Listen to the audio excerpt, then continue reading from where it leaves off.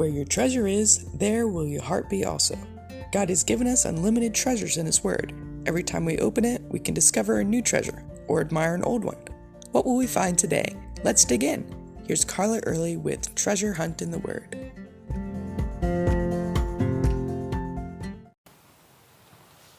Have you ever looked at another sinner and thought, I'd never do that about the other person's sin? Even the strongest Christian is susceptible to the worst sin when confronted with temptation under the right circumstances. We can thank Peter for demonstrating that concept to us. At the Last Supper, Peter swore he'd never deny the Lord. But before morning light, he found himself swearing he didn't even know him. And if believers are susceptible to the devil's temptation schemes, wouldn't unbelievers be even more so? Even those good people whose life and character seem similar to believers?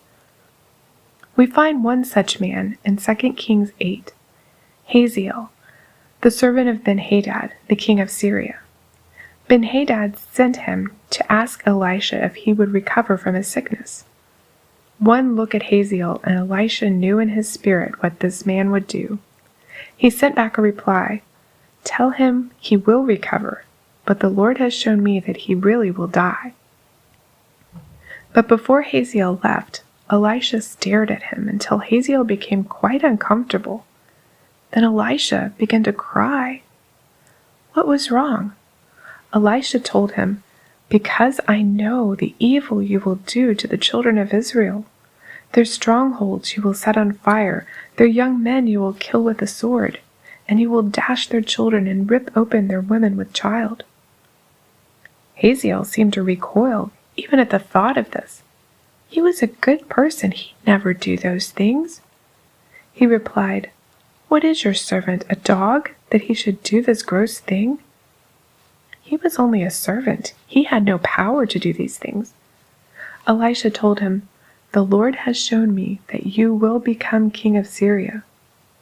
The next day, Hazel saw his chance and murdered King Ben-Hadad, became king in his place. In the following chapters, he wars against both Israel and Judah, taking territory from Israel and riches from Judah. Chapter 13 says the Lord used Hazel to bring judgment against Israel. But 2 Kings 13:23 says the Lord was gracious to them and had compassion on them and regarded them because of his covenant with Abraham, Isaac, and Jacob, and would not yet destroy them or cast them from his presence. Though God put limits on Hazel's wickedness as he oppressed the Israelites, God did not stop him. He used Hazel's wickedness for his purposes. I wondered, as I read this, if Elisha wept when he looked at Hazel because he was sad about what it would do to the Israelites, or if he was sad for Hazel's soul. I'm sure he had compassion on this man, who he knew would give in to temptation and do such evil things. From Hazel's life, we can see that we should never think we're above doing certain sins or that we're so much better than others who do them. Only by God's grace we are who we are, where we are, in the place we are right now. And we always need to be diligent and alert, putting on the armor of God daily, so as to stand against the schemes of the evil one.